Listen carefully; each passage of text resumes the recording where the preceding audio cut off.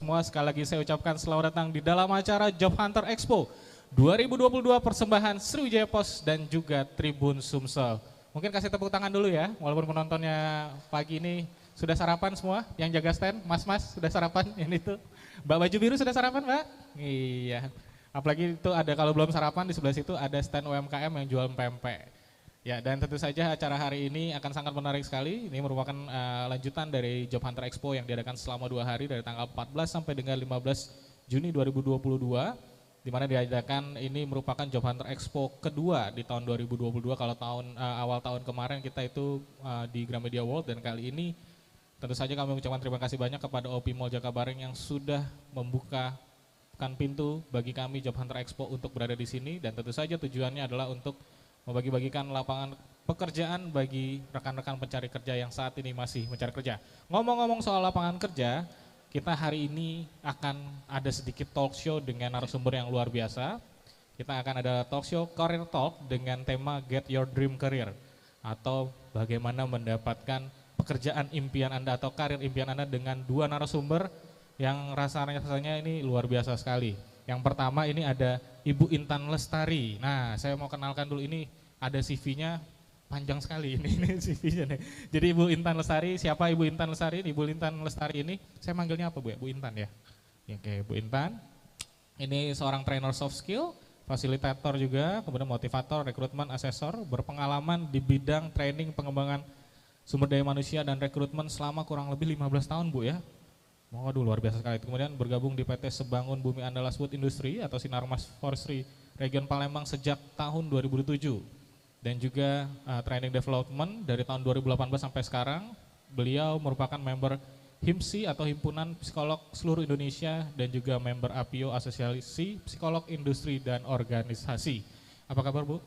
Oke, baik. Baik Bu ya, terima kasih sudah menyempatkan waktu untuk berbincang-bincang. Hari ini kita akan berbincang-bincang panjang. Dan tentu saja akan bagi-bagi tips Bu ya, untuk bagaimana teman-teman yang lagi nyari kerja nih Bu. Untuk adik-adik pencari Boleh kasih kerja. kisi-kisi dikit dulu nggak Bu? Kira-kira kita bakal ngobrol apa sih pagi hari ini? Oke, kita akan ngobrol mengenai tes psikologi ya, karena tes psikologi ini sifatnya wajib untuk beberapa perusahaan, dan untuk adik-adik pencari kerja itu sudah merupakan momok tersendiri ya kalau ketemu tes psikologi. Iya, itu kadang jadi horor sendiri gitu, Iya. udah suka stres duluan mikirin tes psikologi. Iya, Nah, betul tapi sekali. ditahan dulu Bu ya, jangan Oke. dibuka banyak-banyak. Supaya teman-teman yang nonton di channel YouTube Sriwijaya Pos dan juga Tribun Sumsel ini penasaran. Dan yang kedua ini juga, aduh ini saya ngerasa jadi kurang ganteng di samping Pak Rama ini. Yang kedua ini ada Pak Rama Sugandi MPSI, psikolog. Ini pendidikannya sarjana S1 di program studi psikologi Universitas Sanata Dharma Yogyakarta. Benar Pak ya? Kemudian pasca sarjana magister profesi psikologi industri dan organisasi Universitas Islam Indonesia Yogyakarta. Kemudian kalau track recordnya ini wow, banyak sekali nih. Tapi saya baca yang terakhir aja Pak ya, 2 yang terakhir ini yang jelas trainer for capacity building Balai Diklat PUPR Palembang dari tahun 2020. Kemudian trainer for service excellence for SKK Migas wilayah Sumbaksel dari tahun 2022. Kemudian PIC rekrutmen PT PKSS Group BRI Cabang Palembang sampai dengan sekarang. Kemudian Associate Psycholog for Expert Consultant, GML Consultant and PPM Management. Kemudian dosen luar biasa UIN Raden Fatah Palembang. Memang luar biasa sekali ini CV-nya. Mungkin kasih tepuk tangan dulu untuk kedua narasumber kita. Pak Rama, apa kabar Pak? Alhamdulillah baik Mas. Nah, jadi kira-kira bajunya aja udah keren banget. Ini apa Pak baju tulisannya Pak? Ini baju organisasi kita, APIO.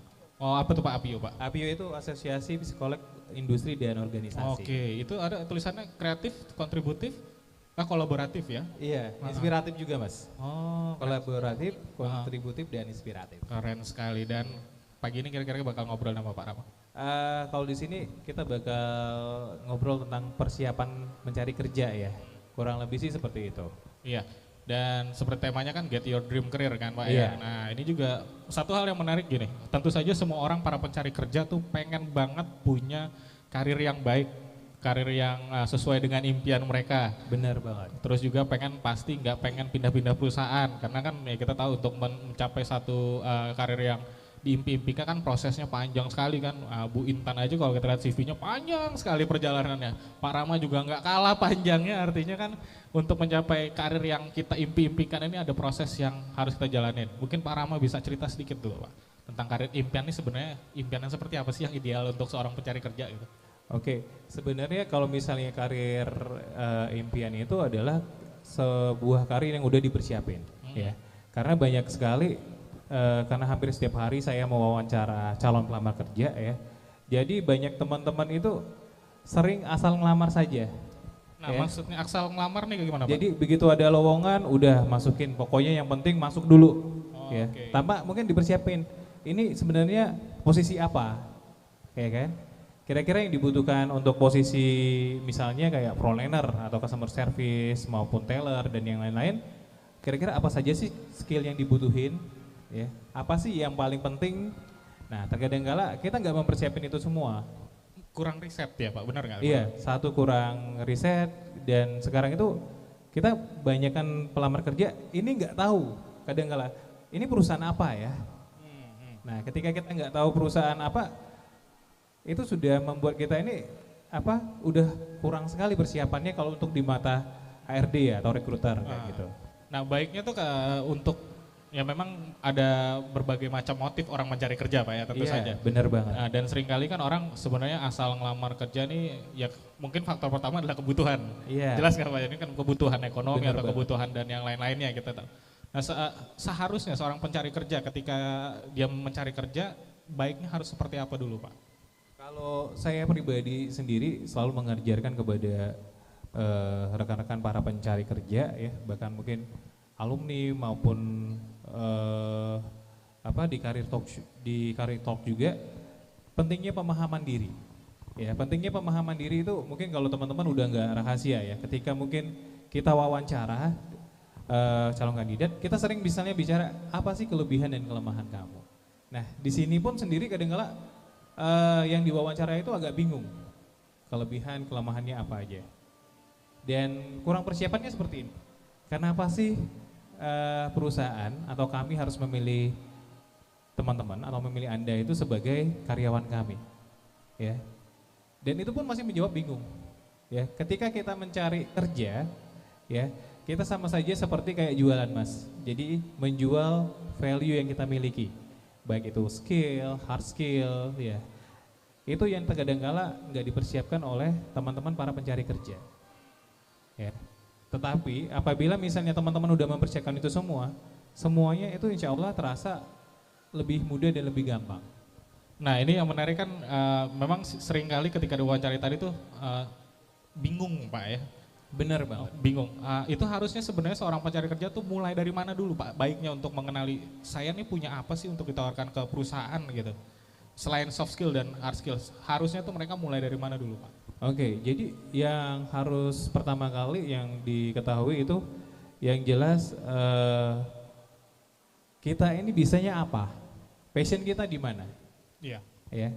Bisa jadi misalnya passion kita ini orang kerjanya di lapangan. Oke. Tetapi yang kita lamar adalah administrasi yang notabene di meja. 8 ya, di belakang meja. 8 to 5 pokoknya dari jam 8 sampai jam 5 di belakang. Iya. Jadi hal kayak gitu membuat kita agak sulit berkembang. Iya. Ya, dan terkadang kala juga yang perlu dipersiapkan, saya selalu mengatakan kepada rekan mencari kerja, bahkan mungkin saat ini juga saya mengajar, akademik itu juga IPK dan yang lain-lain itu hanya mengantarkan teman-teman itu kepada meja pelamar kerja aja untuk lulus administrasi saja. Tapi selebihnya kita lebih memilih orang yang benar-benar siap bekerja dan mampu untuk bekerja. Oke. Ya. Jadi misalnya banyak teman-teman misalnya memilih pekerjaan sebagai customer service, sebagai teller, resepsionis, humas. Namun ketika diwawancara untuk komunikasi aja mereka nggak siap. Betul. Karena kan Ya. kalau frontliner otomatis sebenarnya skill komunikasi itu penting sekali. Benar banget. Nah, jadi bagaimana sih perusahaan mau menempatkan teman-teman yang calon pelamar ini menjadi customer service sementara dari cara berbicaranya pun kurang dipersiapkan. Oke, iya betul. Ya. Ah. Sama yang paling transisinya itu apalagi yang baru lulus. teman-teman baru lulus sekadang kala kagok ya. Kagok itu mereka mungkin biasanya kalau mahasiswa pakai pakaian yang biasa-biasa aja. Dan notabene mungkin kaos bekerah, biasa kuliah. Nah sedangkan istilahnya ada beberapa perusahaan itu untuk frontliner contohnya. Itu memang lebih mementingkan penampilan. Ya langsung dilihat dari pandangan pertamanya seperti apa. Iya. Jadi menurut saya hal-hal yang sebelum kita melamar kerja itu banyak sekali yang harus kita siapkan. Satu, pengetahuan tentang perusahaannya. Dua, posisi yang akan dilamar. Iya. Ketiga, kira-kira kemampuan apa aja sih, kompetensi apa aja sih yang dibutuhkan oleh perusahaan. Iya. Nah, kira-kira kita balik lagi ke diri kita, ya. Kita udah paham belum? Kita bisa nggak ya masuk ke posisi ini? Memenuhi persyaratan yang ditetapkan oleh Perusahaan. Ya. Kadang-kala banyak sekali calon pelamar itu mundur karena tapi. Ya, misalnya seperti ini. Saya mau melamar pekerjaan sebagai administrasi, tapi saya tidak menguasai komputer. Ya, karena tapi itu udah melemahkan potensi di dalam diri kita. Iya, iya. Ya, jadi sama seperti halnya saya ingin ada lamaran training, tapi komunikasi saya nggak jago, misalnya kayak gitu. Saya agak pemalu. Nah, itu juga mundur lagi. Oh, tapi Udah takut duluan, Iya. udah tapi duluan, udah jadi- ragu duluan. udah ragu duluan. Jadi kalau misalnya kita sebagai pencari kerja, oke, saya akan melamar kerja sebagai administrasi, meskipun kemampuan komputer saya nggak begitu baik, saya akan lebih mengembangkan diri saya untuk menguasai atau belajar tentang komputer. Ya, jadi kita udah mundur duluan. Iya, iya, iya. Oke, wah lamaran sekarang memang banyak marketing. Ya memang sekarang itu di mana-mana kalau perusahaan itu marketing itu paling banyak dibutuhkan. Karena sebenarnya marketing ini ujung tombak dari perusahaan, betul nggak Pak? Bener Mas. Kadangkala misalnya marketing itu yang paling sulit sekali. Kebanyakan ada pekerjaan sekarang, ada pekerjaan yang benar-benar mengandalkan gaji, ada pekerjaan yang benar-benar mengandalkan insentif. Ya, ada kelebihan dan kelemahan. Ketika kita lebih fokus ke gaji, ya, maka gaji kita akan mentok. Ya, tetapi kalau kita fokus kepada penghasilan, bisa dapat dari insentif, ya, atau bonus, itu bisa lebih 2 kali lebih gede daripada gaji pokok. pokok. Nah, permasalahannya apa? Ya, jadi saya nggak mau jadi marketing. Ada lamaran pekerjaan sebagai marketing, tapi saya agak malu, saya belum terbiasa. Ya, jadi balik lagi, hilangkan kata tapi. Oh baiklah, saya akan mencoba pekerjaan sebagai marketing. Meskipun saya belum lancar komunikasi, saya akan belajar. Saya akan berusaha memperbaiki diri saya melalui skill komunikasi saya. Jadi kurang lebih sih seperti itu. Jadi ibarat kata kalau misalnya kita melamar kerja, sekian banyak pekerjaan itu, sekian banyak pelamar itu. Misalnya saya sering membuka lowongan nih frontliner, saya butuh cuma 2. Tetapi yang lamar itu bisa sampai 100-200 Mas. Walaupun dibutuhkan hanya 2 sebetulnya. Walaupun dibutuhkan hanya 2. Nah, yang saya pilih mana sih yang paling kuat sekali dalam mempersiapkan diri? Bisa dari CV-nya, bisa dari fotonya, ya kan? Bisa dari sertifikat penunjang lainnya, kadangkala seperti itu. Baik, Itu baru untuk kita buka lowongan saja ya, karena di perusahaan kami di mana saya dinaungi di bawah Bank BRI ya. Jadi kami benar-benar menseleksi banget calon-calon pekerja BRI ya, dari segi penampilan dan yang lain-lain. Nah, disinilah letak para alumni yang baru masuk dunia kerja, mereka terkesan cuek. Udahlah bikin CV-nya biasa aja, surat lamaran biasa aja. Padahal itu adalah hal yang paling utama diperhatikan oleh HRD untuk ke tahap selanjutnya. Jadi kesan pertama itu harus baik Pak ya, dari bagaimana cara melamar itu sebenarnya harus dipersiapkan terlebih dahulu ya Pak. Bener banget. Nah ini tahan dulu Pak Rama, jadi kalau sudah lulus administrasi nanti akan biasanya kan dipanggil nih, ada yang namanya psikotes. Nah kita ke Bu Intan dulu nah Bu. Bu, ketika dalam proses psikotes itu, apa sih sebetulnya yang dilihat dari seorang calon pelamar kerja ini? Iya, Jadi kalau dalam psikotes itu tidak semua orang bisa memberikan tes ini. Iya, iya. Psikotes itu hanya boleh diberikan oleh orang yang memang sudah bersertifikasi, ya, dalam hal ini adalah psikolog, ya, jadi dia berhak untuk memberikan psikotes kepada calon karyawan. Ada beberapa aspek yang kami lihat dari psikotes. Pertama adalah dari intelijensi, kemudian yang kedua dari sikap kerjanya, dan yang terakhir itu ada kepribadian. Jadi kalau dari intelijensi sudah jelas ya, kita ingin mengukur kemampuan intelektual dari calon karyawan. Kemudian kalau sikap kerja, ya, ini biasanya aspeknya juga tergantung dari kebutuhan. Itu tadi kalau kita butuhnya untuk admin ya, misalkan, berarti kita butuh yang dia kemampuan untuk berhitungnya juga untuk yang bagus ya. Kemudian ketelitiannya juga kita butuhkan yang tinggi seperti itu. Kemudian untuk kepribadian, nah kepribadian ini adalah hal yang tidak terlihat ya, ibaratnya gunung es itu hal yang tidak terlihat oleh calon karyawan, tetapi itu yang dia miliki. Bagaimana nilai-nilainya, gimana motivasinya seperti apa, itu ada pada kepribadian. Etos kerja termasuk nggak, Bu, dengan kepribadian ini? Etos kerja termasuk. Ya. Bagaimana nanti sikap dia kan, budayanya dia seperti apa, itu juga kita akan melihat dari sana. Nah Bu, kalau Bu Intan sendiri itu yang paling Bu Intan benar-benar lihat dari seorang pelamar kerja itu seperti apa sih? Mungkin intelijensi atau sikap kerja atau kepribadian? Semuanya ini kita rangkum ya, kita gabungkan. Jadi kita tidak hanya bisa melihat dari intelijensi saja. Memang untuk posisi tertentu, misalkan yang manajer, kita memang butuh yang intelijensinya tinggi. Tapi untuk yang di lapangan mungkin kita tidak perlu yang intelijensi tinggi. Tapi semuanya kita gabungkan.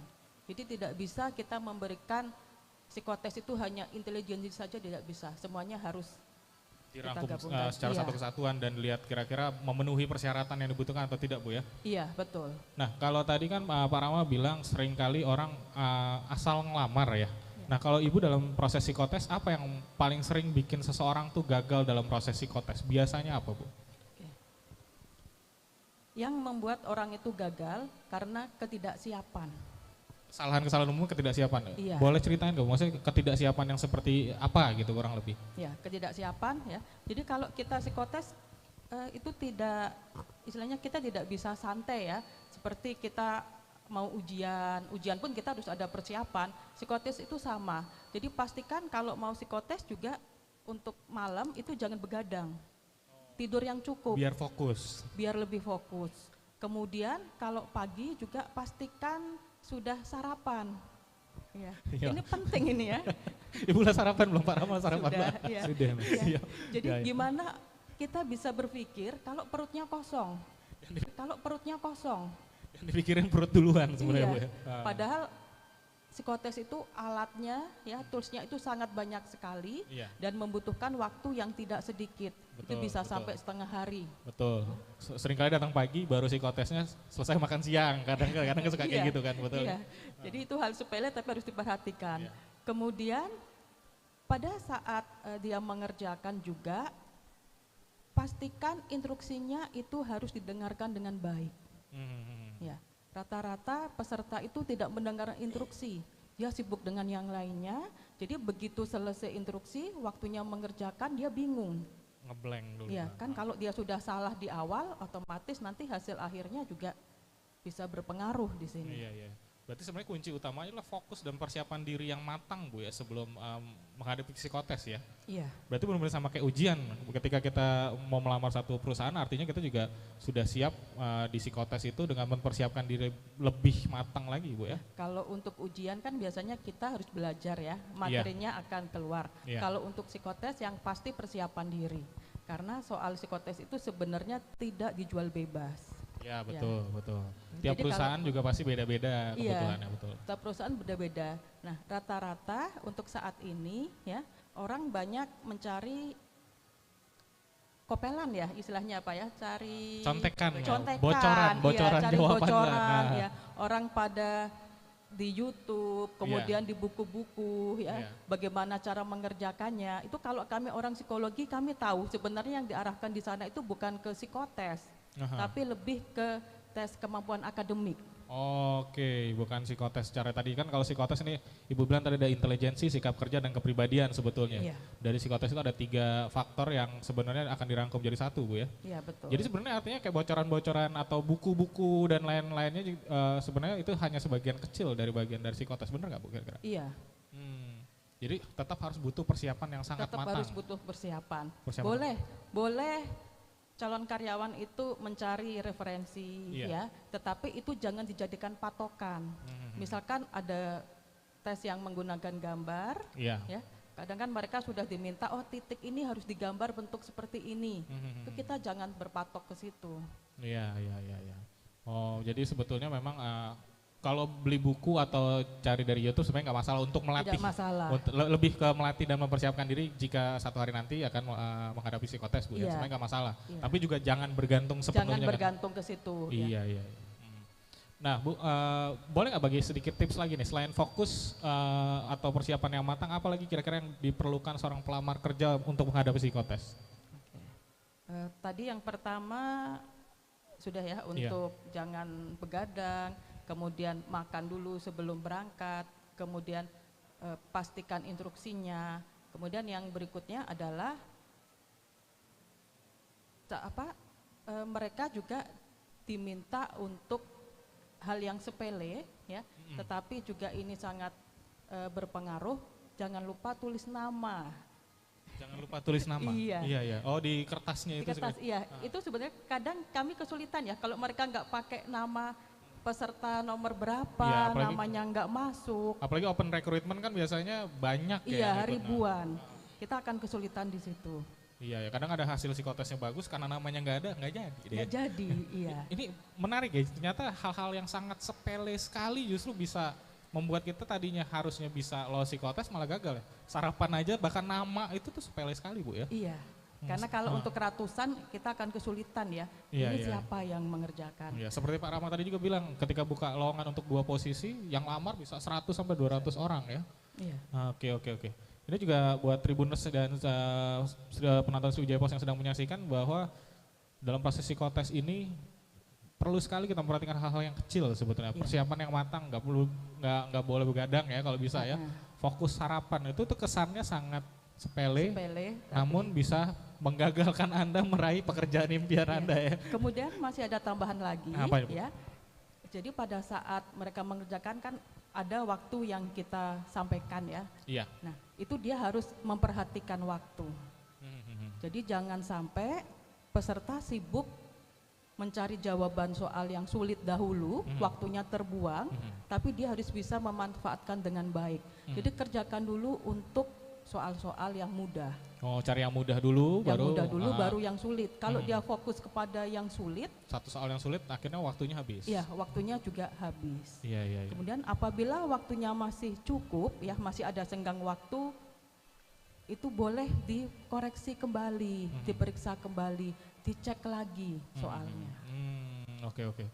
Kalau artinya memang harus kita benar-benar memperhatikan dari awal hingga akhir, dari tadi instruksi, kemudian juga soalnya kalau ada waktu benar-benar diperhatikan waktunya, jangan terfokus satu soal yang sulit aja. Satu soal yang sulit. Iya. Nah, ada lagi Bu selain itu Bu? Oke, sudah cukup. Ya, tadi kalau Ibu Intan sudah membagikan bagaimana kita mempersiapkan diri untuk psikotes, saya balik lagi ke Pak Rama. Oke, Mas. Pak Rama tadi sudah di awal kan bilang asal bikin lamaran. Pak, boleh ceritakan sedikit nggak? Sebenarnya yang baiknya untuk mempersiapkan lamaran yang baik itu seperti apa? Harus kan kemarin sempat tren CV yang kreatif nih, yang digambar-gambar. Walaupun kalau saya lihatnya kadang terlalu kreatif Pak ya. Perlu bahkan terlalu warna-warni. Tapi mungkin kalau memang untuk melamar posisi desain grafis atau yang memang keperluan untuk branding mungkin perlu seperti itu. Nah, kira-kira untuk calon pelamar untuk mempersiapkan lamaran yang pasti bakal dilirik deh gitu. Kira-kira seperti apa Pak? Oke, jadi saya tadi tertegun juga melihat nama ya, kalau misalnya tadi Mbak Intan bilang nama. Seringkali yang ditemuin di CV itu tidak menuliskan nomor HP. Saya sering nemuin. Nomor kontak person Pak ya? Iya, kadang-kala udah bagus banget lamarannya, tiba-tiba pas kita mau kontak, ini mana? kontak personnya. Kontak personnya kita mau hubungin kemana Pak ya? Iya, itu benar banget Mas. Jadi kadang-kala hal-hal yang teliti yang harusnya kita bisa keterima itu menjadi nggak keterima. Nah lalu berbicara soal CV, CV itu sebenarnya gambaran diri kita. Jadi ibarat kata sama aja kayak seorang sales itu menjual sebuah produk minuman. Ya, kenapa produk minuman ini harus kita beli? Nah di CV itu juga kita harus memaparkan bahwa kenapa Bapak harus memilih saya? Karena saya memiliki kemampuan, kompetensi sesuai dengan apa yang Bapak ingin, kompetensi sesuai dengan apa yang Bapak ingin.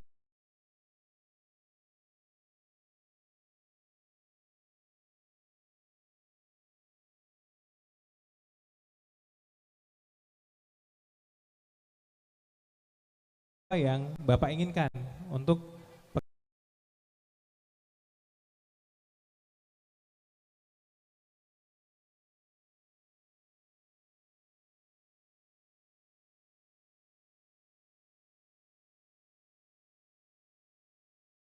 pekerja Bapak. Ya, jadi misalnya dalam artian karena sehari-hari saya adalah recruiter banker ya, frontliner. Iya, iya. Jadi yang pertama kali ketika saya melihat selain CV, saya melihat dulu foto ya. Kebanyakan teman-teman ini melamar fotonya biasa-biasa banget. Harus di studio pas foto atau justru biasa kan frontliner juga suka ada yang ya dari Bujang Gadis dan lain-lain Pak. Iya. Nah ini harus foto yang seperti apa Pak kira-kira yang pas gitu.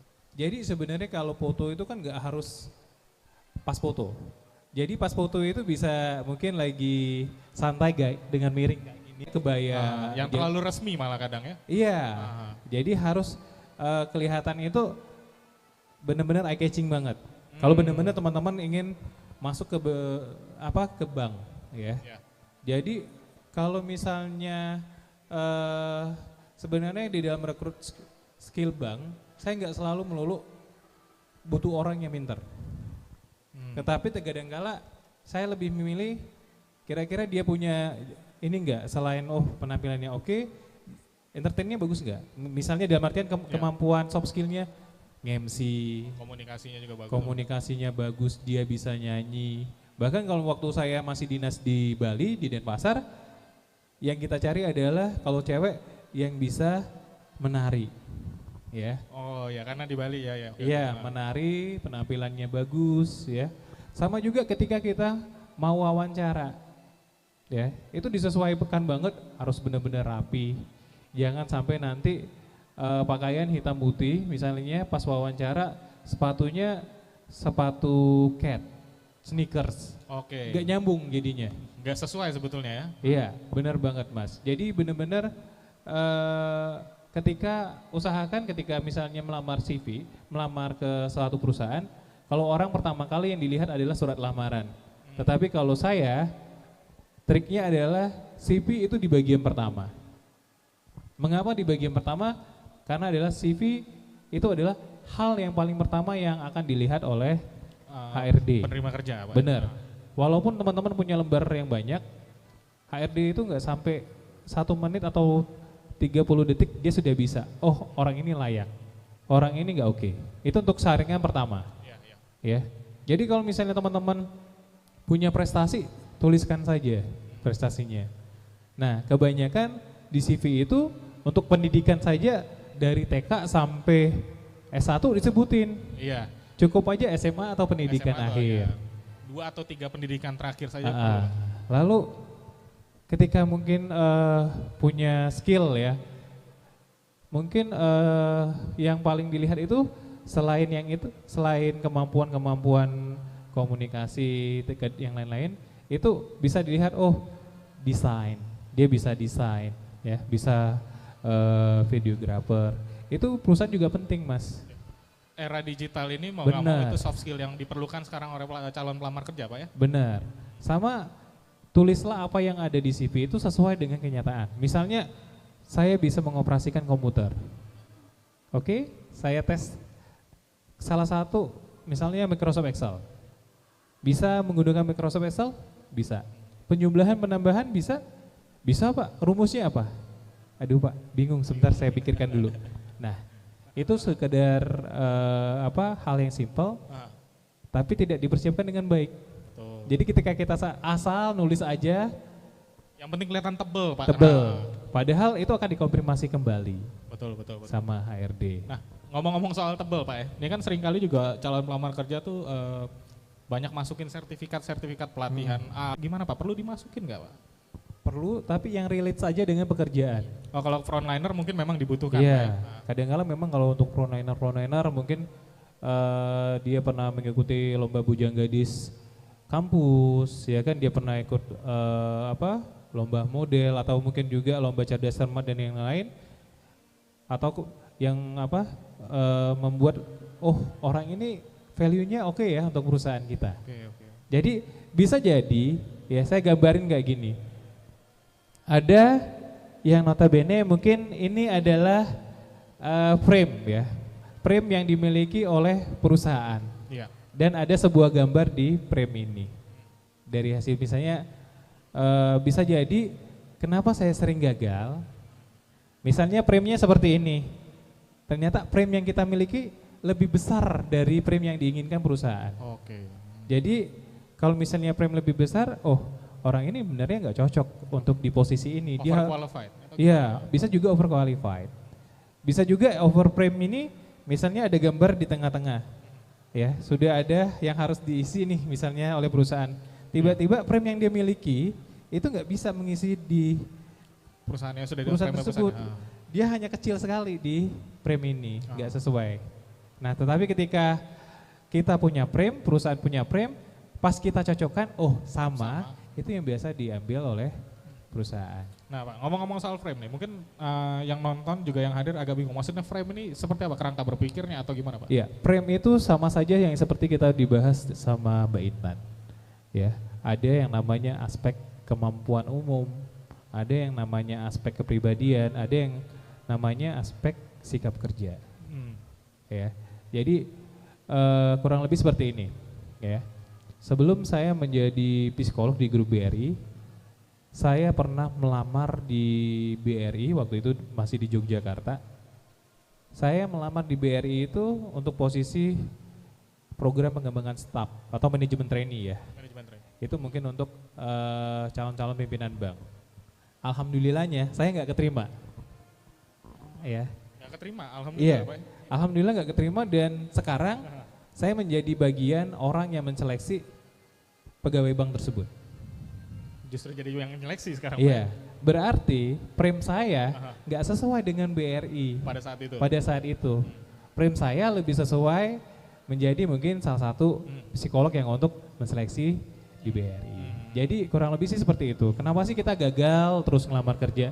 Bisa jadi kemampuan kita itu lebih bagus jika ditempatkan di perusahaan lain, Oke. bukan di perusahaan ini. Kayak gitu. Iya, iya, iya. Jadi frame ini artinya memang kita juga sebenarnya calon pelamar kerja sebelum melamar di satu perusahaan harus tahu frame perusahaan ini seperti apa dulu Pak ya. Benar. Balik lagi ke yang pertama tadi Pak Rama bilang, jangan asal-asalan. Benar banget. Jangan asal ngelamar atau yang lain-lain. Nah kita balik lagi ke Bu Intan. Kalau tadi kan Pak Rama bilang kalau lamaran kerja yang dilihat tuh fotonya atau stand out apa enggak. Nah kalau dalam psikotes ada nggak sih Bu yang bisa dilihat hasilnya yang stand out, yang menonjol, yang benar-benar bisa, oh ini dari hasil psikotesnya kayaknya oke. Iya, bisa. Jadi kalau psikotes itu tidak sama seperti ujian. Iya, Kalau ujian kan hasilnya lulus dan tidak lulus. iya.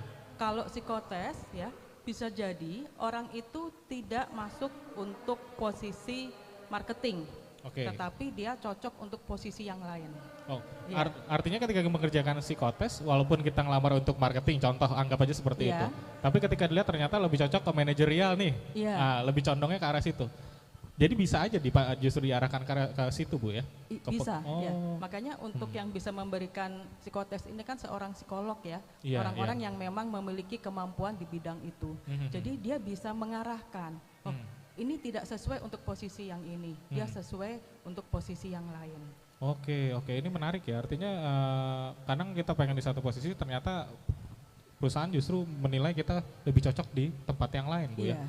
Artinya juga, nah boleh bagi juga nggak Bu ke teman-teman yang lagi nonton nih, Artinya ketika psikotes itu kan persiapan sudah secara Sudah oke. matang ya. Nah, langkah selanjutnya harus mempersiapkan diri seperti apa supaya stand out dalam psikotes itu, supaya lebih nonjol lagi gitu Bu. Ada nggak Bu tipsnya? Kalau tips yang umum sudah ya, tetapi yang pasti kita bukan hanya lihat dari psikotes, tetapi kita tetap ada tools yang lain, ada interview. Oh, di proses wawancara ya? Iya, jadi interview itu juga selain kita mengecek ya sesuai dengan CV atau enggak, biasanya juga kita lihat dari hasil psikotesnya. Nah, kalau dalam proses wawancara nih, kalau Ibu Ya. Intan, apa yang paling pertama Ibu lihat dari seorang calon pelamar kerja? Kalau tadi Pak Rama mungkin karena banyak berurusan dengan frontliner, otomatis penampilannya jadi yang paling pertama. Nah, kalau Bu Intan sendiri, apa sih yang paling pertama biasanya Ibu nilai dari seorang calon pelamar kerja nih? Ya, sudah pasti penampilan. Iya, Ya. memang penampilannya penting sekali Iya, kayaknya. penampilan. Jadi kalau untuk frontliner, biasanya kami kalau tes itu dari cara dia berjalan dari Iya. pintu ke meja interviewer itu sudah kita lihat. Dari cara berjalan, bagaimana cara dia memperkenalkan diri, itu kita sudah nilai. Dan ada tambahan lagi ya kalau frontliner itu sampai kita detail, sampai senyumnya, giginya, Iya. semua kita akan lihat ke situ. Karena kan dia menjual, Aha. ya, dia membawa perusahaan yang dia pegang nantinya. Karena sosok pertama yang Sosok dilihat oleh pertama calon yang dilihat, konsumen. iya. Iya, betul. Saya jadi minder nih, kalau kayaknya nggak cocok saya jadi frontliner ya. Nah, selain itu apalagi Bu, selain penampilan menarik, Kemudian, komunikasi pasti penting iya, ya? setelah dari itu baru komunikasi. Iya. Komunikasi kan nanti ada beberapa hal yang akan kita tanyakan untuk kita mendalami sesuai dengan CV-nya, sesuai dengan kemampuannya. Berarti ada konfirmasi cek and recheck lagi tadi, kalau Pak Rama juga Iya. sebutin, tulis aja yang memang benar-benar sesuai dengan di kenyataannya ya Bu ya, jangan juga tulis sampai tebal banyak banget gitu, tapi sebenarnya disuruh bisa mengoperasikan komputer, bisa, ternyata komputernya yang dioperasi, maksudnya dibongkar gitu. Iya, ini sama aja.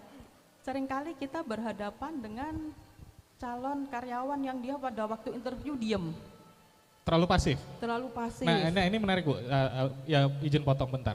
Jadi sebenarnya ketika dalam proses wawancara harusnya seorang pelamar kerja itu gimana? Harus diem aja atau malah terlalu cerewet atau harus seperti apa Bu kira-kira? Yang sedang-sedang saja. Yang sedang-sedang saja. Iya. Aha. Maksudnya yang sedang-sedang saja gimana Bu? Iya. Jadi dia bisa menjual kemampuan dia. Dia sampaikan apa yang perlu disampaikan. Contohnya Bu, Iya. kalau dari seorang yang melamar menjadi seorang marketing kayak gitu. Iya, marketing jadi dia bisa cerita itu tadi ya. Kalau kita minta untuk data riwayat bercerita tentang diri dia sendiri, dia sampaikan. Sekolahnya nggak perlu sampai detail dari TK, nggak Iya. usah. Mungkin pendidikan terakhirnya, kemudian orang tuanya seperti apa ya. Kemudian asalnya juga bisa, kemudian tujuan dia melamar itu apa, dan kemampuan apa yang dia miliki. Baik. Selain tentu saja kemampuan akademis Bu ya. Iya. Ini menarik memang biasanya sih seorang pelamar kerja, karena saya juga sempat posisi menjadi seorang pelamar, itu sebenarnya bukannya diem karena pasif Bu, nervous biasanya. Nervous, iya. Nah, ada tips nggak Bu untuk menghilangkan nervous ini? Tapi ada juga orang yang nervous akhirnya jadi terlalu cerewet gitu kan, terlalu yang sebenarnya nggak perlu dijelasin tentang, biasanya kan pertanyaan terus, tolong jelaskan diri Anda seperti apa, akhirnya terlalu banyak. Nah, Iya. kira-kira ada tips nggak Bu untuk menghilangkan nervous ini? Iya. Kayak gimana sih Bu? Nervous itu wajar ya, malah yang nggak wajar itu kalau orang nggak nervous, nggak ada takutnya sama sekali, itu yang nggak wajar. Iya. Jadi sebenarnya kalau dia takut itu malah dia akan lebih berhati-hati. Nah, untuk mengelolanya juga tergantung dari masing-masing orangnya. Oke. Ya, tarik nafas itu bisa. Kemudian seperti kalau artis mau nyanyi kan dia teriak dulu, hah gitu. Wah, dikeluarin Iya, dulu gitu. keluarkan dulu apa yang mengganjal, itu salah satu caranya. Jadi ya itu mempersiapkan diri dari awal, termasuk jangan sampai nervous Bu ya. Iya. Nah, Kemudian juga silakan. bisa dengan latihan. Hmm. Ya, latihan. Jadi sebelum dia interview, kira-kira poin apa yang akan dia sampaikan. Biasanya kan kita hanya perkenalan umum ya. Iya. Perkenalan umum itu dia bisa latihan dulu. Nah, baru nanti kami yang akan lebih mendalami kemampuan dia itu seperti apa. Kalau itu kan tinggal mengalir aja. Nah Bu, Ibu tadi bilang tentang latihan Bu. Latihan yang seperti apa maksudnya Bu? Apa ngomong di depan kaca? Atau mungkin cara memperkenalkan diri yang baik dalam proses wawancara itu sebenarnya seperti apa sih Bu? Boleh dibagi dikit nggak Bu? Iya. Bisa latihan di depan kaca. Kalau sekarang ada HP bisa dia rekam lagi. Jadi Selfie, dia ya. iya, jadi dia bisa menilai bagaimana cara dia menyampaikan. Ya. Atau bisa dengan dry run. Mungkin Dry run. dengan temannya. Oke, Saling oke. ya, saling latihan. Hahaha. Saling menguji coba Menguji, istilahnya. iya, itu untuk hal yang umum ya, Iya, untuk iya. hal yang umum. Ya karena emang itu sebenarnya kalau dalam proses wawancara pertanyaan horornya itu Bu, tolong jelaskan diri Anda seperti apa. Itu saya juga dulu bingung, saya mau jelasinnya kayak gimana ini. Selalu udah ada CV, nah harusnya dibuka dengan perkenalannya dari apa dulu Bu baiknya Bu? Dari nama, Dari nama ya. pendidikan, Mhm. kemudian pengalaman yang dia dapat. Oke, pengalaman yang dia dapat tuh artinya pendidikan dan juga tadi Sesuai dengan aplikasi yang sudah dia buat tadi. lamaran yang sudah disiapkan tadi Bu ya. Iya. Kalau ada organisasi silakan dijelaskan juga ya, Iya. atau kalau kayak frontliner kan memang ada nilai plusnya itu ya bisa nge-MC atau yang lain-lainnya ya seperti itu Bu. Nah baiklah Pak Rama dan Bu Intan, kita tahan dulu sedikit. Tadi saya sini sudah ada voucher, di sini juga sudah ada yang menyaksikan secara langsung. Mungkin supaya lebih interaktif, di sini saya punya 2 voucher, ini ada voucher masing-masing voucher untuk ice skating. Ini dari Pak Rama tadi udah bawa, udah Pak Rama bilang nih ada voucher ice skating. Jadi buat teman-teman yang hadir di sini mungkin ada yang punya pertanyaan, nanti yang menanya akan saya kasih 1 orang masing-masing 1 voucher, silakan. Ada yang mau nanya? Mas yang baju merah? Nggak mau nanya? Baik silakan, ada yang mau tanya? Yang Mbak jilbab pink, Baju yang jilbab pink, silakan. mau nanya? Oke. Oh ya, Mas boleh dibantu Mas Namsir? Atau Mas yang pakai kacamata, yang baju biru dongker, masker putih?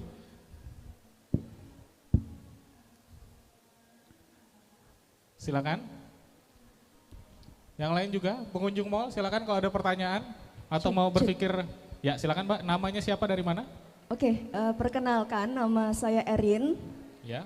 Saya kebetulan merupakan mahasiswinya Pak Rama. Oh iya iya iya, Iya, orang dalam ini orang dalam. Silakan Mbak Erin. Ya, terima kasih sebelumnya atas kesempatan yang sudah diberikan. Di sini saya ingin menanyakan keterkaitan bagaimana jika perusahaan harus menerima seseorang yang misalkan dia tidak memiliki pengalaman gitu. Apalagi kan kami ini nantinya akan menjadi orang yang baru mau bekerja. Nah, seringkali perusahaan bertanya, pengalaman apa yang kamu miliki gitu untuk pekerjaan ini. Ya, ini, Mungkin kurang lebih seperti itu. Terima kasih sebelumnya. ini untuk Pak dosennya atau untuk Bu Intan atau dua-duanya aja langsung ya? Iya. Nah ini menarik nih pertanyaan, apalagi yang fresh graduate kan, ketika mau melamar kerja seringkali persyaratan pertama memiliki pengalaman bekerja minimal sekian tahun. Bener ya Mbak Erin kayak gitu ya? Nah kira-kira tuh maksudnya seperti apa sih Pak? Oke, jadi ini sering banget yang membuat calon pelamar itu udah keder duluan. Ya, sebenarnya duluan tadi Pak ya? Jadi sebenarnya seperti ini. Saya juga waktu misalnya baru lulus seperti itu, otomatis kan ada kegiatan-kegiatan. Ya, saya biasanya seperti ini. Saya memang agak sebel kalau misalnya melihat mahasiswa kuliah pulang nggak ngapa-ngapain. Ya, jadi itu kalau misalnya teman-teman misalnya lulus, teman-teman yang akan ditanya, baik Pak, saya adalah seorang fresh graduate. Jujur saya tidak memiliki pengalaman kerja, namun saya memiliki pengalaman di berbagai bidang organisasi. Saya pernah menjadi anggota kepanitiaan di dalam sebuah acara dan saya berperan sebagai sekretaris atau mungkin juga bendahara. Ya. Selain itu juga notabene di masa pandemi itu juga, misalnya nih, saya tidak punya pengalaman Pak, namun selama masa pandemi ini saya berusaha untuk meningkatkan skill saya, untuk mengembangkan diri saya. Yang semulanya mungkin saya tidak memiliki kemampuan komunikasi yang bagus, sekarang saya mengisi waktu saya untuk berlatih.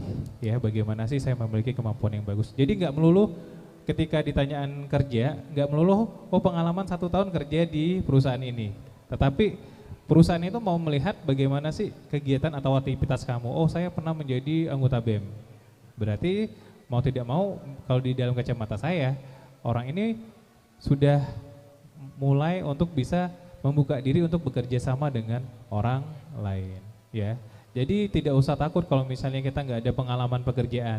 Bisa teman-teman tuliskan riwayat magang ya. Oh, Misalnya betul. saya punya pengalaman magang 3 bulan Pak di Bank Sumsel Babel. Saya punya pengalaman 3 bulan di perusahaan ini. Itu disebutkan saja ya. Pernah menjadi asisten dosen atau mungkin juga walaupun saya tidak terlibat aktif Pak di kampus, tapi saya mempunyai aktivitas di luar.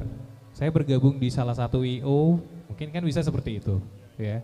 Saya juga membantu orang tua saya Pak yang mempunyai usaha. Di sini saya melihat bagaimana mengembangkan usaha orang tua saya itu biar lebih banyak pasarnya. Jadi dari penjelasan seperti itu kita bisa melihat, oh ternyata anak ini termasuk aktif nih, mau berusaha, ya, mampu bekerja sama dalam tim. Jadi nggak melulu mengenai sudah bekerja di perusahaan ya Mbak Erin ya. Jadi kurang lebih seperti itu. Saya selalu bilang ke mahasiswa saya, bahkan mungkin ke peserta webinar yang sering saya isi, kesuksesan itu adalah sesuatu yang dipersiapkan. Jadi nggak ada yang namanya kesuksesan instan, nggak ada yang tiba-tiba orang tuh jadi sukses, tapi memang harus dipersiapkan. Begitu juga dengan pekerjaan, kayak gitu. Jadi contohnya ketika misalnya ada perusahaan membutuhkan rekrutmen officer, ya. Jadi cita-cita saya dulu setelah saya lulus adalah rekrutmen officer. Dari hobi saya hobi traveling. Lalu dulu saya pengen kerja sambil liburan. Alhamdulillah waktu saya dinas di Denpasar saya sempat keliling Bali, NTB, NTT ya, secara gratis, dibiayai perusahaan, naik pesawat, tidur di tempat yang enak. Apakah saya tiba-tiba masuk menjadi perusahaan? Enggak, saya persiapkan diri saya, apa saja sih skill-skill yang dibutuhkan, kurang lebih seperti itu ya. Saya tidak malu, yang penting kita berusaha menyiapkan semuanya itu agar diri kita itu memiliki nilai di mata perusahaan. Jadi tenang aja Mbak Erin, kalaupun nggak punya pengalaman kerja karena kita baru lulus nggak masalah, tapi kita harus mampu ya mengisi kegiatan-kegiatan kita sehari-hari ya, itu yang bakal dilihat juga. Minimal ikut satu organisasi Pak ya? Iya, organisasi atau kegiatan. Saya nggak melulu bicara organisasi, tetapi kegiatan. Baik. Kurang lebih seperti itu. Kalau dengan Bu Intan sendiri gimana Bu? Iya, kalau saya, karena saya di perusahaan yang cukup besar ya, perusahaan HTI, itu bagian dari Sinarmas ya. Jadi untuk kebutuhan karyawan biasanya kita lihat dari budgetnya. Itu kita sudah ada rencana. Kalau misalkan ada karyawan yang vakan ya, yang keluar, kita lihat kualifikasi apa yang dibutuhkan. Apakah memang kita butuh yang sudah pengalaman atau yang baru fresh graduate. Tapi untuk yang baru fresh graduate, gak usah takut bersaing. Karena pengalaman juga belum tentu itu bisa menunjukkan dia bisa nyaman di posisi tersebut. Karena kita akan melihat kemampuan yang dia miliki, dan biasanya juga dari interview itu kita akan gali lagi, sesuai enggak kemampuan dia yang 2 tahun itu untuk posisi yang sekarang itu bisa masuk enggak. Jadi kita akan cek di situ dari interview tadi. Nah, yang harus diperhatikan ya untuk yang masih baru ini ya, yang baru ngelamar, biasanya posisi pertama Anda bekerja itu bisa menentukan untuk pekerjaan selanjutnya. Ya, kenapa? Ya, misalkan dari psikologi ya, ini kan karena Pak Rama dosen psikologi, berarti ini juga dari psikologi. Ya. Misalkan dia melamar untuk yang pertama di perusahaan farmasi, pengalaman 2 tahun, pasti suatu saat pada saat dia keluar ada kebutuhan di farmasi, dia akan pakai lagi pengalaman itu. Jadilah nanti dia banyak terjun di farmasi. Ya, begitu juga kalau pertama dengan menggunakan ijazah psikologi dia melamar di bank. Di perbankan, ya pasti pengalaman itu akan dia pakai lagi. Pekerjaan pasti nggak akan jauh dari dunia perbankan. Iya, jadi biasanya pekerjaan yang selanjutnya itu tidak akan jauh dengan pengalaman yang dia punya pertama. Ya, itu untuk yang sifatnya umum ya. Tapi kalau sudah bergerak seperti kami di bidang HRD itu bisa masuk di beberapa perusahaan. Itu lebih enaknya di psikologi seperti itu, kita masuk di HRD itu lebih enak. Bisa kemana aja ya? Bisa kemana saja. Ini artinya menarik ya, fresh graduate jangan takut, tapi juga yang punya pengalaman jangan overconfident juga artinya ya. Artinya kadang balik lagi tergantung kebutuhan perusahaan itu seperti apa. Nah, ada lagi nggak Bu selain itu Bu kira-kira Bu? Kemudian selain karyawan memiliki kemampuan, ya, pengalaman kerja itu biasanya hanya untuk tambahan saja. Jadi kira-kira dia menguasai enggak? Karena untuk beberapa perusahaan itu dia tidak ada waktu untuk Training lagi, iya, melatih lagi. mentraining. Jadi kalau dia sudah menguasai bidang itu akan lebih mudah untuk diarahkan. Baik, baik, baik. Ya, dibandingkan yang masih baru, yang mana kita harus ngajarin ya dari awal sampai detail. Contoh sederhananya ketika perusahaan buka lowongan jadi driver, ya otomatis harus bisa nyupir duluan kan. Nah itu contoh sederhana aja. Kalau semua ngelamar jadi driver, nyetir aja nggak bisa. Nah perusahaan kan juga bingung jadi mesti training lagi. Iya, deh, katanya. iya memang ada yang ngelamar driver baru 3 bulan dia belajar, Nah, baru betul, 3 betul. bulan punya SIM. Baru Ya, 3 kita bulan juga punya SIM. lihat-lihat di sini. SIM-nya juga belum tahu SIM beneran apa SIM nembak kan kita nggak tahu. Benar banget. Ya, jadi operator alat berat juga contohnya seperti itu kan memang ada beberapa pekerjaan yang sebetulnya memang ya tadi balik lagi perusahaan tidak punya waktu untuk training, namun juga yang fresh graduate jangan kecil hati juga. Benar. Kadang dari fresh graduate ini suka lahir inovasi malah, benar nggak apa ya? Di era digital ini biasanya yang fresh graduate nih lebih inovatif nih, Iya. lebih cepat cara berpikirnya.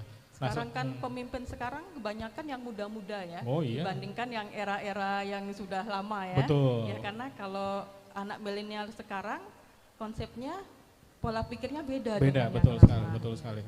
Ya menteri kita aja ada yang masih muda sekarang Iya kan. masih muda. Bahkan presiden aja punya staf khusus Iya, milenial. staf khusus. Artinya fresh graduate itu juga jangan takut, jangan minder duluan lah ya. Kadang perusahaan juga butuh inovasi karena di era yang bersaing ini perusahaan butuh fresh graduate yang siap memberikan inovasi untuk perusahaan, betul ya Bu ya? Ya, cuman yang perlu digarisbawahin Iya. ya, karena generasi milenial ini biasanya suka tidak problem solvingnya itu kurang dibandingkan yang sebelumnya. Jadi kalau anak sekarang ya, mereka memang tidak suka diikat, mereka lebih suka yang bebas. Ya. Jadi mereka lebih suka kreasi dengan cara mereka sendiri. Kalau harus dibatasi dengan waktu, itu mereka tidak terlalu suka. Dan seringkali pada saat mereka mengalami hambatan, sudah mentok di situ generasi sekarang ya. Kalau generasi lama kita berusaha untuk mencari gimana solusinya. Kalau anak sekarang enggak, sudah. Pengen instan-instan Bu Iya, ya? mereka maunya yang instan, kemudian apa adanya. Jadi yang sudah selesai sudah dia laporkan. Pola kuliah itu masih dibawa. Oke. Ya. Jadi kalau besok mau ujian malam ini baru belajar. Besok ada deadline tugas ya, malam ini baru dikerjakan. SKS, sistem kebut SKS, semalam. iya. Ya artinya juga ketika kita punya inovasi, jangan terlalu bebas juga Bu ya. Harus ada pakem-pakem yang diikutin dan juga jangan gampang nyerah.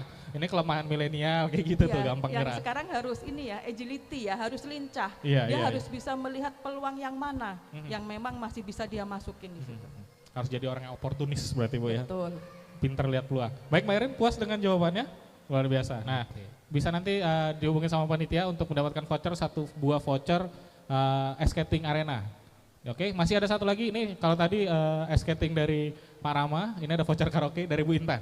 Nah. Ini buat latihan tadi Bu, kan katanya mesti latihan ngomong kan. Nah, pacak karaoke sepuasnya supaya latihan biar pede. Baik, ada yang mau tanya satu pertanyaan? Saya masih punya 1 voucher lagi. Yang di belakang juga Yang boleh. di belakang silakan. Mas yang di belakang mau silakan nanya, bebas aja Mas. Tanya. Ini jarang-jarang nih ada HRD yang ngasih bocoran bagaimana menghadapi psikotes, mempersiapkan lamaran, apalagi lagi di job fair kayak gini kan tepat Bener banget banget. Mas ya. Baik, silakan. Kalau nggak ada saya aja yang nanya, berarti vouchernya Oke. buat saya. Nah ngomong-ngomong soal era digital nih, tadi Bu Intan sudah nyinggung dikit. Proses interview juga kan sekarang berbeda Pak ya. Ada interview via Zoom atau via platform-platform media. Iya. Benar banget. Nah, ke Bu Intan dulu. Nah kalau interview, ada nggak Bu tips yang khusus nih kalau interview secara remote gitu, maksudnya melalui platform digital, ada nggak tips-tips khusus? Karena kan kalau via digital kan kita nggak tahu, kan sering kemarin di TikTok lah atau di Instagram ada orang, dia interview atasannya ke meja, bawahnya nggak tahu siapa. Nah kalau interview digital kan tidak bisa dilihat secara keseluruhan. Nah kira-kira ketika interview melalui platform media digital ini apa yang perlu dipersiapkan seorang pelamar kerja Bu? Ya, penampilan tetap ya, Iya. karena kita tidak bisa melihat secara offline ya, jadi Iya. dia penampilan tetap. Kemudian juga kita tidak bisa bersantai, atasnya jas, bawahnya Iya. celana pendek ya. Karena itu tadi kalau untuk posisi frontliner Iya. bisa jadi kita ingin melihat untuk coba mundur ke belakang, Oh. kita mau lihat penampilannya. Betul, betul, Ya, betul, sekarang betul. kan masih bisa on kamera kita bisa lihat. Dan yang pasti persiapan itu juga jangan terlalu mepet. Ya. Jadi misalkan kita mau dipanggil interview jam 10 nih, kalau bisa 5 menit, 10 menit sebelumnya kita sudah siap. standby duluan. Kita sudah standby karena itu masuk ke penilaian. Ya. Ya. Penilaian disiplin ya, belum kerja aja sudah nggak disiplin. Belum kerjanya udah telat. Iya, integritinya sudah rendah. Iya. Gimana nanti dia sudah masuk gitu kan, akan lebih santai lagi pastinya. Disuruh interview jam 10 menawar. 10:30 bisa nggak? Saya mau live dulu. Nah bahaya juga ini ya. Ya, kalau memang seperti itu bisa di awal. Jadi pada saat biasanya pihak HRD menghubungi, besok ada interview jam 10, kalau memang ada hal yang tidak bisa ditinggalkan, boleh, masih bisa kita ini. Bisa nggak mundur jam 10:30, tapi sampaikan alasannya kenapa. Sebenarnya kita juga nggak kaku banget kok. Betul. Ya, jadi kita juga bisa mengatur waktunya. Oh mungkin kandidat yang lain dulu, yang ini baru setelah selesai baru kita nyusul, itu bisa. Baik, Pak Rama, nah, kalau di era digital tadi kan kalau Ibu tetap penampilan nomor 1. Nah kalau Pak Rama sendiri ketika harus menghadapi interview dengan remote, apa yang harus dipersiapkan seorang pelamar kerja? Yang pertama kali, satu, sinyal. Oh, sinyal bener, Ya, jaringannya serem itu kadang Pak. Iya, benar. Jadi kalau misalnya sinyalnya itu luar biasa. Jadi sejauh mana kita persiapan, tapi kalau sinyalnya buruk, itu akan mempengaruhi jelas satu mental kita ya. Iya. Jadi kita udah mempersiapkan semua, tiba-tiba, nah jaringannya kurang oke. Ya, jadi pastikan dulu kalau jaringan teman-teman miliki itu udah bagus dan stabil. Kebanyakan teman-teman kalau misalnya dari laptop menggunakan tethering HP, nah itu sangat mengganggu Mas, karena kurang stabil. Betul. Nah sebelumnya sebenarnya ada dua teknik juga untuk wawancara yang mungkin notabene adalah wawancara awal yang bisa diperlihatkan oleh HRD. Apalagi BUMN sekarang, ya. Di zaman sekarang ada yang mungkin kalau misalnya CV-nya sederhana ya, tinggal nginput di web. Ya, Nah, tinggal tetapi diisi ada aja. satu hal lagi yaitu video perkenalan diri. Oke. Jadi video perkenalan diri itu bisa dilihat semua. Jadi kalau misalnya relate di beberapa BUMN sekarang kalau mau melamar CV-nya dikasih, habis itu ada video perkenalan diri. Jadi kita udah melihat, oh ini anaknya komunikasinya baik seperti ini, itu lebih gampang kita. Ya. Jadi dari video perkenalan diri sudah bisa dinilai secara Benar. awal terlebih dahulu sebelum proses interview. Iya. Jadi yang kalau video perkenalan diri itu mungkin udah disiapkan dari segi penampilan, dari segi komunikasi, walaupun misalnya salah itu masih kita bisa edit, masih Ya, bisa betul, kita betul. take kayak gitu kan, take lagi. Itu udah jadi gambaran diri kita banget. Jadi alat yang bagus untuk latihan ya, Bu Intan Ya, silakan ada Iya. yang mau tambahkan? sudah umum itu sekarang video Oh. perkenalan. Kalau kita buka di channel YouTube itu sudah ada. Kita bisa belajar dari situ ya. Untuk yang lain kira-kira bagaimana sih yang mereka sampaikan, kita bisa belajar untuk adik-adik yang baru membuat video perkenalan, Video perkenalan diri ya. Jadi itu yang benar-benar personal branding. Oh ya, personal branding ya. Jadi kalau misalnya saya selalu bilang ke mahasiswa saya atau mungkin juga ke peserta, kira-kira kalau misalnya kita melamar kerja, personal branding itu dimulai dari CV kita. Ya. Orang ini mau kelihatannya smart, dilihat dari kegiatan, mungkin pelatihannya yang paling menunjang untuk diri dia, itu kelihatan banget kok. Ya. Jadi itu penting sekali lagi, makanya kita bilangin pentingnya pemahaman diri. Ya. Terkadang kala pentingnya pemahaman diri itu ya sekali lagi saya selalu memberikan wejangan kepada orang mencari kerja, kepada mahasiswa saya, kenapa perusahaan harus memilih kamu? Coba tanyakan ke diri kamu sendiri, bagaimana sih kamu memahami diri kamu, kelebihan kamu apa, kelemahan kamu apa, ya kan? Itu bisa membuat kita tuh bisa jauh lebih pede. Otomatis, oh ternyata Saya punya seperti ini nih. seperti dalam diri ini. saya. Oke. Jadi misalnya terkait yang wawancara, ya. Hal yang paling penting dalam wawancara itu adalah golden time-nya pada saat perkenalan diri. Maksudnya golden time itu gimana? Golden time itu adalah hal yang paling dilihat pertama kali oleh penilai itu saat perkenalan diri. Ya. Jadi ketika mungkin kita memperkenalkan diri, Perkenalkan, nama saya Rama Sugandi, saya lahir di Lubuk Linggau. Pendidikan terakhir saya S1 Psikologi. Saya memiliki pengalaman kerja di bidang ini. Saya memiliki kemampuan dalam memberikan pelatihan, tester. Selain itu saya mampu menjadi pembawa acara dan saya memiliki hobi bernyanyi. Saya suka mengorganize acara apabila terdapat sebuah acara di dalam perusahaan saya. Jadi kita benar-benar, oh orang ini bisa kerja sama tim, komunikasinya bagus. Berbeda ketika dengan perkenalkan diri, nama saya Rama Sugandi, saya SD Saperius, SMP sekian.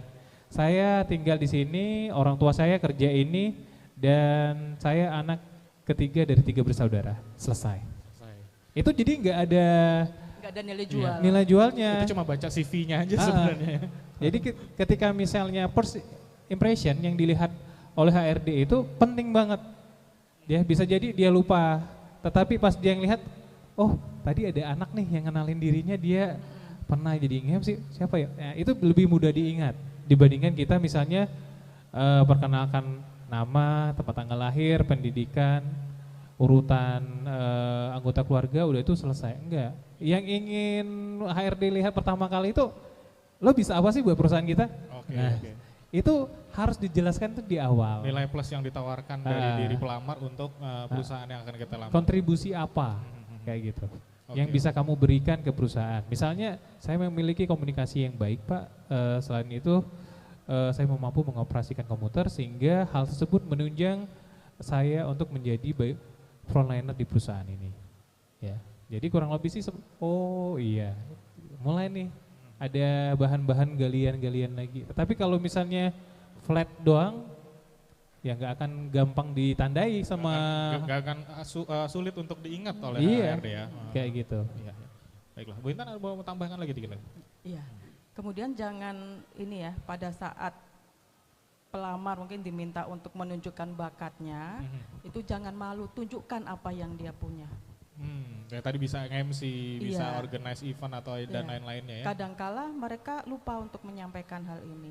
Jadi mereka poin hanya kepada perkenalan diri, tetapi hobinya, kemampuannya itu tidak dia sampaikan. Ya kadang ada Justru, orang, kadang iya. suka ada yang minder dengan hobinya. Perlu nggak sih dijelasin gitu? Iya. Tapi sebenarnya itu perlu Bu ya. Iya, itu bisa dapat nilai tambah ya. Oke. Kadang kita butuh orang yang bisa di posisi tersebut, ada keahlian lagi, oh dia bisa olahraga ini.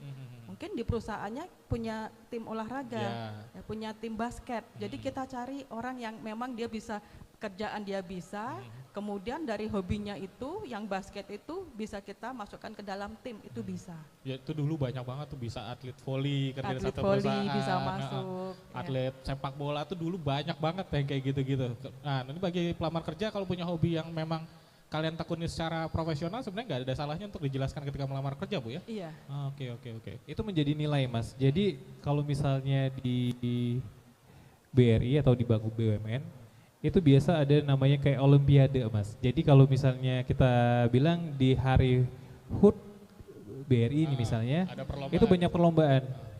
Ada lomba menari, ada lomba Nyanyi. lomba karaoke, sepak bola, Iya, bener. voli, badminton, itu semuanya ada.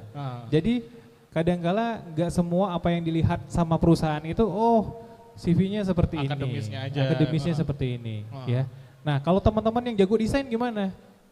Nah tunjukkan portofolio di CV, ini loh desain saya Pak. Kalau Bapak ingin melihat desain saya, Bapak bisa cek Instagram saya, ya, itu bisa dilihat. Dan tips terakhir ada yang dilupakan nih. Apa Bu? Sekarang ada sistem yang namanya background checking, itu bisa dilihat screening media sosial. Oh betul Ya. sekali, media sosial. Benar, ya, Mas. Ya. Jadi sebagai HRD, recruiter, kita suka kepo juga. Ini kegiatannya ngapain di IG-nya misalnya. Jangan-jangan IG-nya isinya sampah semua.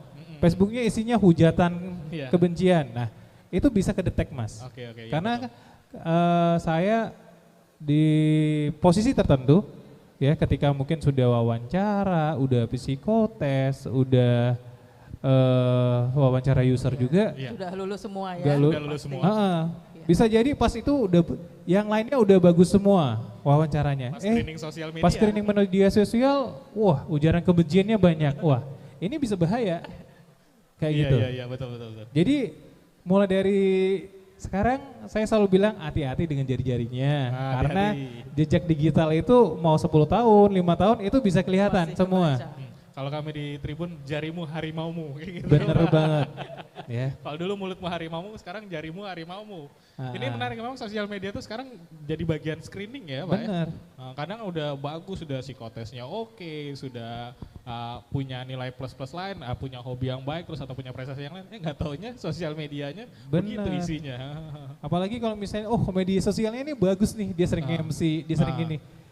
Maka yang kelihatan ketika misalnya kita ada acara, misalnya Mas Pano ya, Iya. saya rekrut, oh Mas Pano ini kegiatannya MC mulu nih. Nah, oh kebetulan ada acara FGD, ada acara mungkin juga HUT perusahaan. Iya. Makanya kita nggak akan pilih jauh-jauh lagi, milih MC dari luar. Kita punya MC yang bagus kok, ya.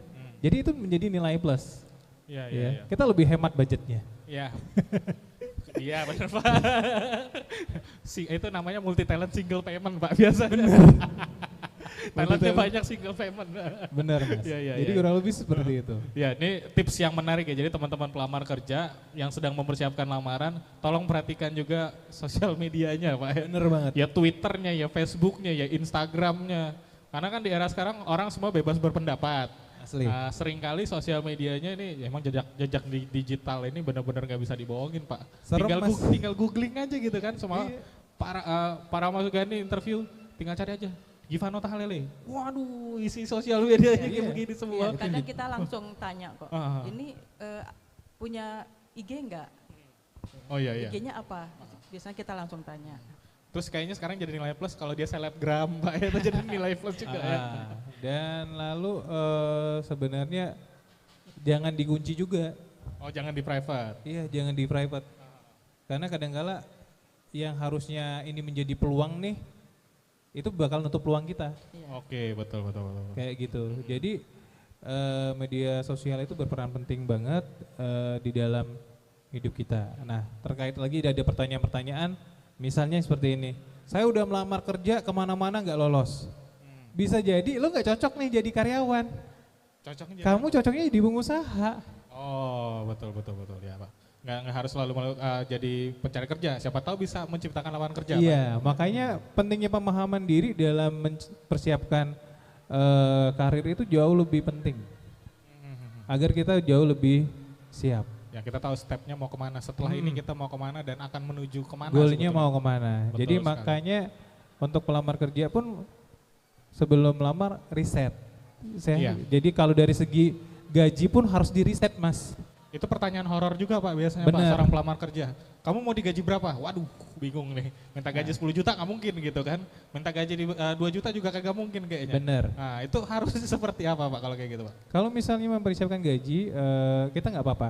Sesuai dengan riset yang saya baca Pak, untuk perusahaan, untuk posisi ini gajinya kurang lebih sekitar 3,5 juta Pak. Itu sesuai juga dengan UMR dan kebutuhan hidup sehari-hari. Kurang lebih mungkin seperti itu Pak. Baik, Itu nggak masalah. Ya, ada lagi nih, kadang-kala pewawancara itu yang diwawancara suka bingung. HRD pun sering ngasih pertanyaan. Ya, mau nanya gaji bingung gak enak ya. Kadangkala ketika mungkin HRD bertanya, ada pertanyaan, nah kesempatan kita itu menanyakan, Pak, benefit apa saja yang saya diterima ketika saya bergabung di perusahaan ini. HRD itu akan menjawab, oh baiklah Mas Pano nanti akan menerima gaji UMK, di luar itu ada tunjangan transport, Mas Pano bakal mendapatkan cuti 12 hari selama 1 tahun, tunjangan BPJS Kesehatan dan tenaga kerja, ya, plus mungkin bonus tahunan. Ya, itu perlu kita harus kita tanya, jangan sampai nanti kita udah kerja, Pak kok gaji saya seperti ini, saya nggak dapat BPJS, kenapa nggak nanya pada saat wawancara? Oh berarti sebetulnya itu tidak jadi masalah kalau ditanyakan di awal ketika proses wawancara Pak ya? Iya, jadi kita bilang halusnya sih benefit. Oh benefit apa yang akan saya dapatkan ketika saya Benar. bergabung di perusahaan ini? Baik, Benar. baik. Karena memang biasanya sih faktor sungkan kali Pak ya. Iya. Nanti kesannya tuh kadang pelamar kerja mungkin mikirnya seperti ini, "Ah, belum kerja aja udah banyak minta kayak gitu. Tapi sebenarnya nggak masalah Bu ya kalau Enggak langsung. masalah. Ya, makanya juga diperhatikan pada saat mulai kerja hari pertama itu kita harus ada sign, Sign harus di ada mana? perjanjiannya. Oke. Ya di situ sudah dijelaskan gajinya berapa, kemudian ada aturan perusahaannya seperti apa ya. Jadi jangan sampai kita sudah diterima ya, tapi sampai seminggu, 2 minggu kita nggak ngisi, Nggak ada Iya. ikatan tanda tangan lah. nggak ada Iya. ikatan tanda tangan. Nggak ada ikatan kontrak atau kontrak lain-lain ya. Iya, itu nanti yang kasihan tenaga kerjanya. Betul, betul. Sebetulnya si pelamar kerja ini punya kesempatan untuk menanyakan hal seperti itu ya. Menanyakan haknya lah sederhana Menanyakan sebetulnya. haknya. Menanyakan haknya sebagai seorang pekerja, apa benefitnya juga itu sebenarnya tidak jadi masalah untuk ditanyakan, Bu ya. Iya, karena Tidak kan jadi masalah sama sekali ya. perusahaan juga mereka pasti beda ya, sama Iya. seperti dikatakan ya. Ada juga yang mungkin gajinya tidak banyak tapi ada insentif. Iya, Tapi betul. mungkin ada benefit lain, kesehatan, juga ada yang masuk JHT atau JHT, kemudian itu tadi ada asuransi iya, atau betul yang sekali. lain. Iya, iya.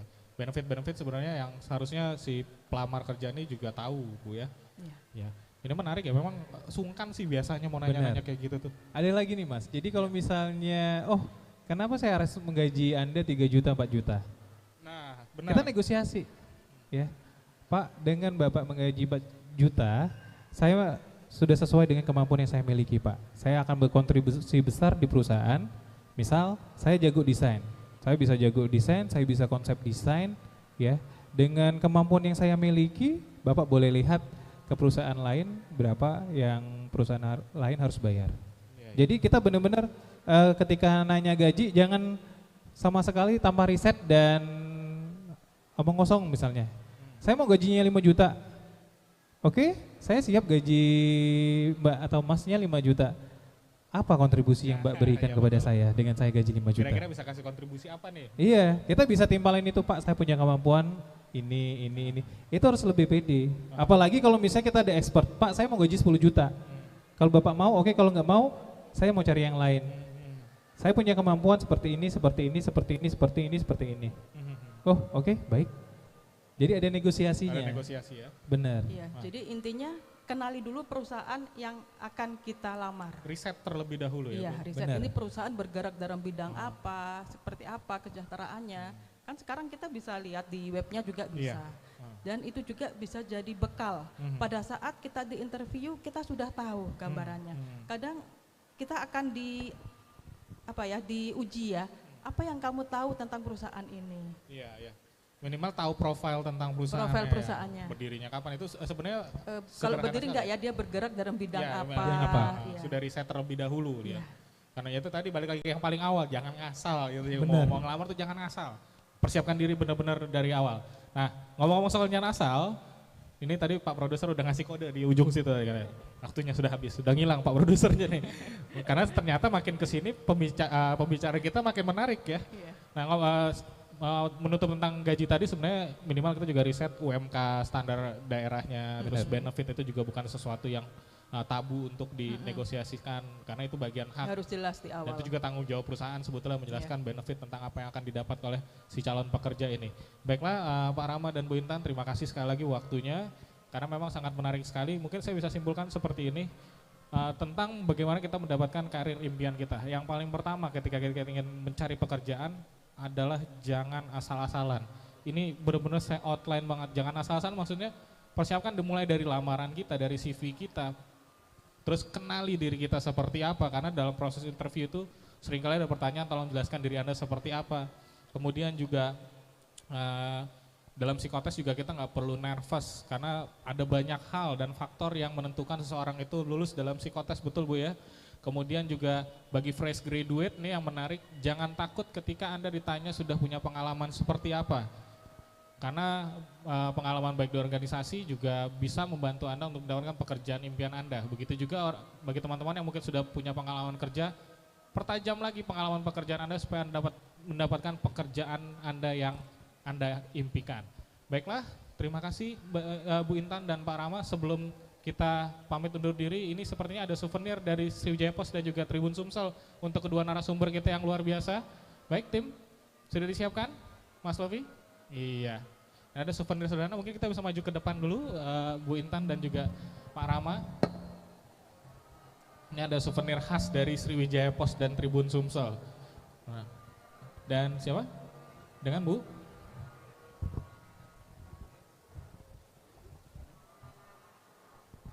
Bu Emma, izin Bu bisa ke atas juga. Iya.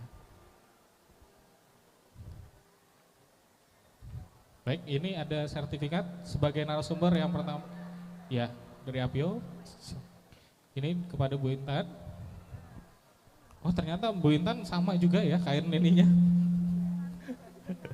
Iya, seragaman. Mana teman-teman fotografer? Oh, ini karena live jadi sudah pasti difoto Bu, tenang aja. Kemudian ini untuk Pak Rama Sugandi, silakan Ibu. Maaf, dari Apio juga. Ya. Dan juga untuk menyerahkan souvenir dari Tribun Sumsel, saya panggil kepada Ibu Ana dari Sriwijaya Pos Tribun Sumsel untuk menyerahkan souvenir. Di mana Mbak Ana nih? Tadi ada di depan. Oh, lagi sibuk sepertinya. Mungkin akan diwakilkan oleh manajer Tribunio Mas Lovi Arwansyah untuk menyerahkan souvenir dari Sriwijaya Pos dan juga Tribun Sumsel. Dan juga ada souvenir dari sponsor sepertinya ya. Iya.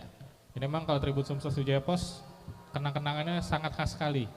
Karikatur. Ini silakan dipajang Pak ya. Ini karikatur untuk Pak Rama, luar biasa. Mungkin kasih tepuk tangan dulu untuk narasumber kita yang keren-keren ini, dan satu lagi untuk Bu Intan. Widih.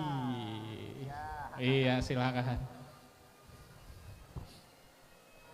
Dan juga ada goodie bag dari sponsor. Ini dari teman-teman Bu. Iya. Bapak dari teman-teman. Ya. Terima kasih. Baik, mungkin kasih tepuk tangan paling meriah dulu untuk kedua narasumber kita yang luar biasa. Oh, foto dulu. Izin Pak Rama dan Bu Intan, kita foto dulu. Dan Bu Emma juga saya undang ke atas panggung, kita foto. Mas Lovi, perwakilan dari Sriwijaya Pos Tribun Sumsel. Dan saya minggir aja karena saya sudah invent dari tadi. Iya. Oh, mungkin souvenirnya aja kali ya, atau sertifikatnya mungkin bisa dipegang.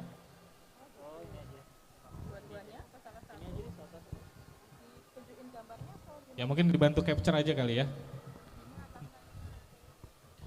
Dan tentu saja kalau teman-teman ada yang baru bergabung secara live di Sriwijaya Pos dan Tribun Sumsel, jika Anda tadi kelewatan untuk menyaksikan diskusi kita yang sangat menarik, bisa disaksikan kembali melalui channel Sriwijaya Pos dan juga Tribun Sumsel.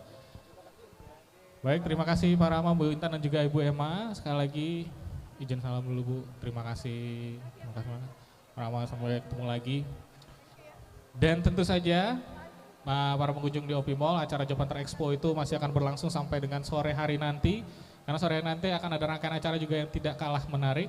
Dan tentu saja acara ini disiarkan secara langsung di seluruh platform sosial media Sriwijaya Pos dan juga Tribun Sumsel yang merupakan dari Tribun Network, mata lokal menjangkau Indonesia.